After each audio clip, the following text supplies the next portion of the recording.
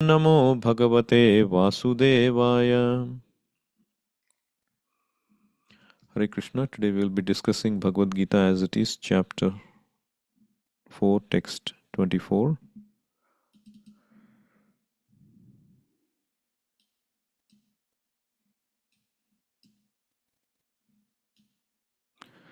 Brahmarpanam Brahmahavir Brahmagnau Brahmana Hutam Brahmaiva Tena Gantavyam Brahma Karma Samadhina. So Krishna says, a transcendental method by which once every activity becomes transcendental. So Brahma Arpanam, when you Arpanam means let's say you are performing a fire sacrifice. So you need those wooden spoons, those ladles to offer those offerings. That is the Brahma Arpanam. Brahma Havihi. Havi means the actual offering itself that you're offering, the grains, the food cooked with ghee and all of those. That is Brahma Havihi. And then there is fire itself, Brahma Agnau. And it is offered by Brahmana Hutam, by the priest who is doing all this, who is leading all this. So when you do this for the purpose of Brahman, Supreme Brahman, Krishna, all of them take the transcendental nature. The Arpanam, it becomes transcendental. Brahma Arpanam, the offering itself becomes transcendental. Brahma Havihi, Brahma Agnau, the fire used becomes transcendental. The person who is offering also becomes transcendental. Brahmana Hutam. So the result also becomes therefore transcendental. Brahmaiva Tena Gantavyam. In this way, Brahma Karma Samadhina. The person is fully absorbed in Krishna consciousness. So Prabhupada translates this as, a person who is fully absorbed in Krishna consciousness is sure to attain the spiritual kingdom because of his full contribution to spiritual activities, in which the consummation is absolute and that which is offered is of the same spiritual nature. So one should not think, oh, this is only for fire sacrifice. Then what about my activities? How can I make my activities spiritual? Well, just like the battlefield of Kurukshetra, Arjuna is offering everything to Krishna. His weapons could be considered as those wooden spoons by which he's offering the soldiers. He is doing his duty by killing the soldiers. His duty was to kill. Like we may have other duties. Those have to be offered to Krishna. So Arjuna is using his weapons to kill and offer it to Krishna's cause. And he's the performer himself. And thereby, Brahma Karma Samadhina, Brahmaiva Tena Gantavyam, the result will be spiritual. See how by using material things and material activities, we can make everything transcendental. Prabhupada therefore writes beautiful purport here. See, a conditioned soul entangled in material contamination is sure to act in the material atmosphere, and yet he has to get out of such an environment. So this is the problem. See, a conditioned soul like us is in the material atmosphere, and we have to act materially with our material senses. So this verse provides, so Prabhupada says, the process by which the conditioned soul can get out of the material atmosphere is Krishna consciousness. So by remaining in the material atmosphere, how you can get out of it? The process is Krishna consciousness. And Prabhupada gives a beautiful example. For example, a patient suffering from a disorder of the bowels due to overindulgence in milk products is cured by another milk product, namely curds, or what we call yogurt generally. See, a person, let's say, eats too much, especially a milk product, and there is indigestion. So, according to Ayurveda, you can solve that indigestion by consuming another milk product, which is yogurt. Both are milk products, but one is causing indigestion, the other is causing cure of indigestion. So, similarly, Arjuna's activities and a normal person's activities, if you see, Arjuna is also acting with his weapons. Arjuna is acting with his senses, with his body. But another person who is acting, but for his own self, that is causing the disease, the material disease, the karmic reactions. Whereas the same activity done with the same material senses in this material atmosphere is freeing Arjuna from his karmic reactions. So milk is producing indigestion, the yogurt is producing digestion or cure. But both are milk products. So that is the in one line summary of this verse. By engaging matter and material activities for the purpose of Krishna satisfaction, you can cure the material disease of karma or our contamination, our contaminated consciousness. So Prabhupada, in one lecture, he talks about this beautiful example. Before that, I want to highlight this another example of instance rather of when Shukadeva Goswami is teaching Parikshit this Bhagavatam. Parikshit Maharaj asks this very pertinent question, the one that we are discussing in this verse today. His question was that since Vedic knowledge generally deals with the subject matter of the three qualities of the material world, the three gunas, Sattva guna, Rajoguna, Tamoguna, they are of this world. So then how can it approach the subject matter of transcendence, which is beyond the approach of the three material modes? Since the mind is material and the vibration of the words is a material sound, isn't it? How can the Vedic knowledge expressing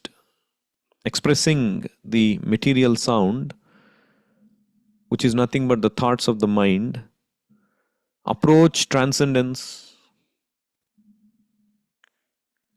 Isn't it? So the Supreme Absolute Truth, He is transcendental, beyond anything material. So how can that Supreme Absolute Truth be described by our words? Can be understood by our material mind or by activities of these three gunas? So that was Parikshit's question. Very interesting, important question. So Sukadeva Goswami answers that question beautifully. He says that the Supreme Personality of Godhead has created the mind, senses, and living force for the two purposes. What is the two purposes? One is for sense gratification,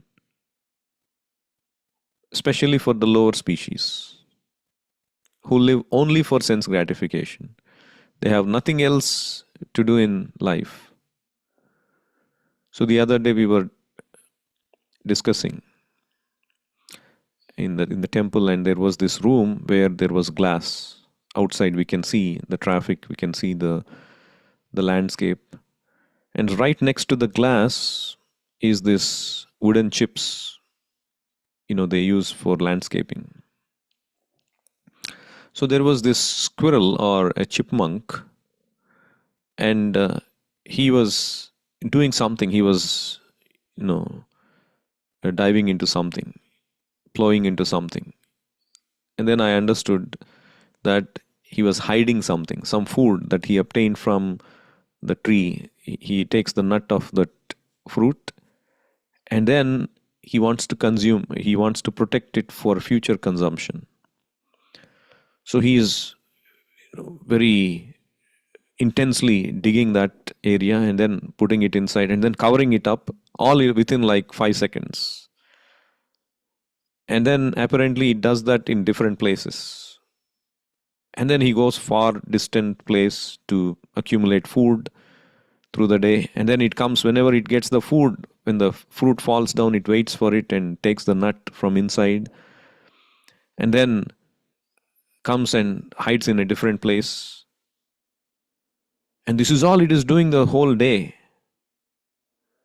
And happily it comes later and it digs the place again, takes up and then starts to eat. And then half of it again puts it back. And then there was this other chipmunk who is not doing any of that. But he's trying to see, because it has seen this other chipmunk come to this place. So it thinks that there is definitely that nut hiding somewhere. And then he's going and vehemently searching everywhere. And then it hits the wall. It sees the glass and thinks that there is something else beyond the glass. And comes and hits the glass. But still it doesn't give up. It's consistently trying to look for it. So you see in these both chipmunks, both of them are engaged in sense gratification throughout the day. There is nothing else they are doing. So in fact, the Shastra says that the 4 things, the only animals do only these 4 things, the lower species. Ahara, Nidra, Bhaya, Maithunam. Eating, sleeping, mating and defending. That is what their senses are given for. But there is other purpose, Shukadeva Goswami mentions, why the Supreme Lord created the mind, senses and the living force. That is for the purpose of allowing liberation from the material conditions. In other words, the senses, mind and living force can be utilized both for sense gratification, which makes us transmigrate from one body to other, or for the matter of liberation, which can end this transmigration. So it is up to us. We can use the same mind, which can either bind us to this world or can liberate us from this world. So one who is intelligent uses this mind and senses for the purpose of liberation. If one is having contaminated intelligence, he uses that contaminated intelligence to further deepen his material existence. So the other idea of this verse is that Prabhupada, now I come to the Prabhupada's lecture, he talks about spiritual mathematics. What is the spiritual mathematics? So let's say you got, say, $1,000 in the bank. And if it is taken little by little, the whole balance is finished eventually. But in the spiritual mathematics, it's not like that. Purnasya Purnamadaya Purnameva Vasishyate. So you got $1,000 and you take complete $1,000, still $1,000 remain. This is spiritual mathematics. Usually 1 plus 1 equals to 2, 1 minus 1 equals to 0. But in the spiritual mathematics, 1 plus 1 equals to 1 or 1 minus 1 also equals to 1. That is described in this verse. Brahmarpanam Brahmavir Brahmagnav Brahmanahutam. The sacrificer, the grains which are being offered in sacrifice, the ghee, the fire, the priest, they are also Brahman, but in different categories. So when you're offering, you should not think something is being removed from me, therefore I become less complete. No, you are becoming more complete because you're offering it to the Supreme Complete. Similarly, because you are adding one more to the Supreme Complete now has become big. And now when you take out something from the Supreme Complete, again it becomes small. No. In fact, Krishna has created millions and millions of these material universes, but Krishna remains complete. Even though this material world itself is created as a complete entity in order to satisfy our material desires, the complete whole has come out. Purnamadaya, you take out the complete whole from the supreme complete, but Purnameva Vasishyate, Krishna remains the supreme complete.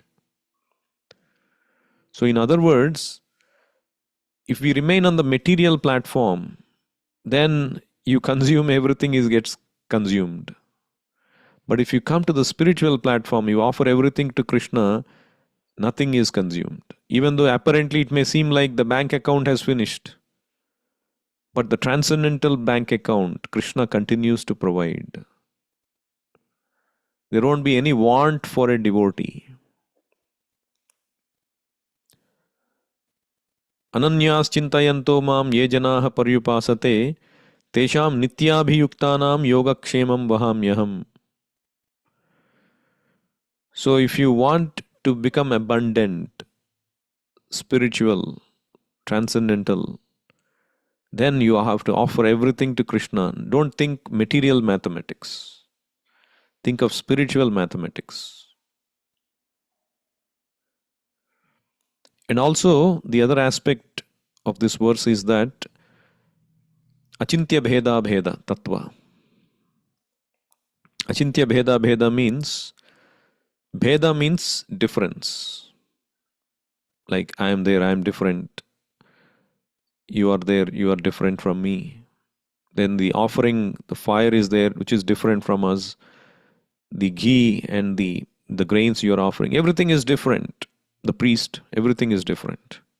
It is called Bheda, and from the Lord is also there. But here in this verse it is said, everything becomes Brahman. Brahmaiva tena gantavyam.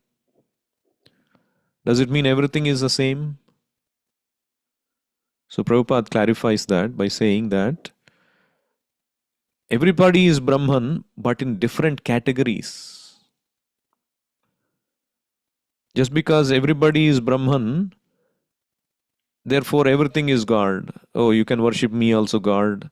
You can worship fire also as God, because they have all now become Brahman. Just like the drop of the sea and the whole sea water, when you merge the sea drop into the sea, it doesn't mean that you can worship the small drop like a huge sea, because the small drop cannot submerge, cannot quench our thirst, or cannot act like a huge body of water. But the small drop is as good as the sea in the sense that the chemical constituency is the same as that of the sea. Or I am there, I am a citizen of my country. The president is also there, he is also the citizen, or the prime minister.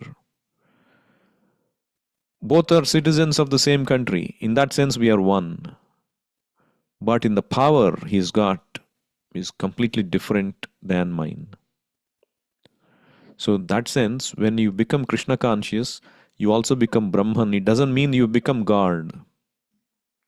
This is called Achintya Bheda Bheda. We are different, and at the same time we are one. We are one with the energy of Krishna, but Krishna is the energetic. So that is the difference. That is Bheda. There is Bheda. He is energetic and we are energy. But Abheda, we are all part. Energy cannot be considered separate and different from the energetic. Energy does not have separate existence. So this is called inconceivable oneness and difference. Chaitanya Mahaprabhu's philosophy. Achintya Bheda Bheda Tattva. But the Mayavadis, their philosophy is everything is one. But now, then why we are separate? No, they say because you got this material body, in illusion you are thinking separate. Actually, there is no difference between you and me. After we become liberated, we all become one in that supreme effulgence. There is nothing like a personality, individuality. There is only one effulgence. They say that it's just like air is one, isn't it? If you see outside sky, the air is one. But you can capture the air in a particular pot and close the lid. And the air is captured in that pot. And the air appears like a pot. And you paint it red. Oh, it's a red pot. And you take another pot and you capture the air, close the lid and paint it yellow. Oh, here is a yellow pot. But they say this, so they say the same air is there in both the pots, it appearing different. But when you break those pots, the air goes and merges into the totality of the air. It becomes one. So originally it was not different. And when it was captured also it was not different. And when it is broken also it's not different. Only it appears to be different because it happens to be within these pots. This is their philosophy, which is also called Jhatakash Phatakash. The Akash is one, but it appears different. But when you break those parts, Phata Akash, it again becomes one.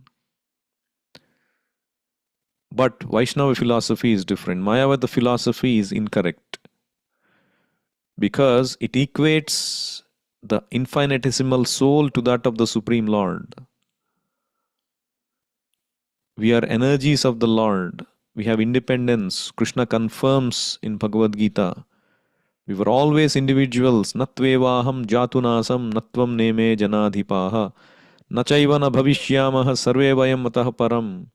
Never was there a time when I did not exist, nor you, nor all these kings, and never will there be a time when we cease to exist like this, individuals. Even after liberation, we continue to be individuals.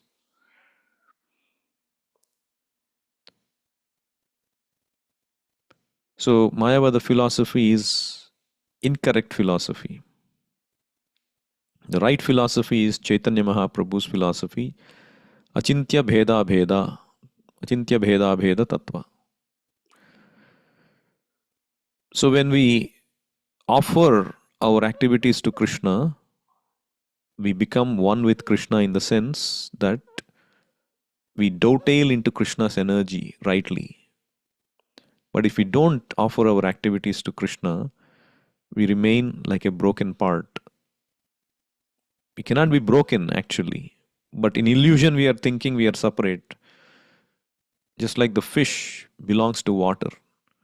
But in illusion, he thinks he can be happy by coming out of water. It undergoes suffering. It has to reunite with water. So this is the process of Krishna consciousness.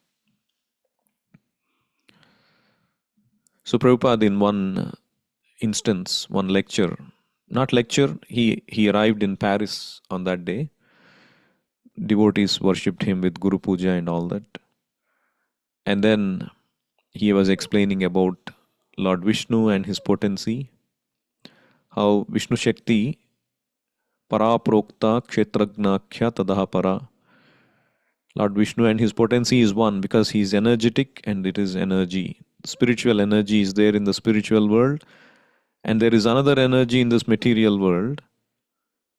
which is the reflection of the transcendental energy. And he said, as long as you belong to this reflection energy, the material energy, we have to work hard to achieve anything. Whereas in the spiritual world, everything is applied automatically. So the more you spiritualize the whole atmosphere, he told the devotees, the more you become sufficient and happy. This is the trick. Spiritual world, there is no hard work. Everything is applied automatically because you are desiring only to satisfy Krishna. Everything is there in abundance. But in this material world, you are desiring to enjoy yourself, gratify yourself. So you have to work so hard. So the more you spiritualize the whole atmosphere, the more you become sufficient and happy. This Krishna consciousness movement is for that purpose. People cannot understand it. They are thinking, oh, these people simply chanting and dancing and eating, they are enjoying. That's our business. Prabhupada was grinning and the devotees were laughing. Without working hard, you can have everything sufficiently. This is Krishna consciousness. So Prabhupada said, this is my request. Don't deviate. You will have never any want. It is not my invention. It is a statement of Krishna. Tesham nityabhiyuktanam yogakshemam vahamyaham. Krishna provides everything. Of course, not that we shall be lazy. We shall utilize our energy for giving service to Krishna. We must be engaged like that.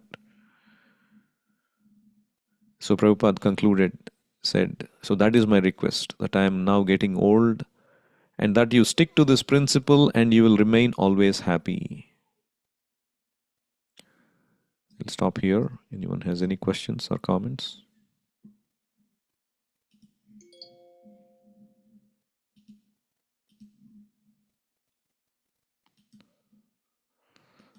Bhagavad Gita as it is ki jai, Srila Prabhupada ki jai, Nitai Gaur Premanande, Hari Hari Bol.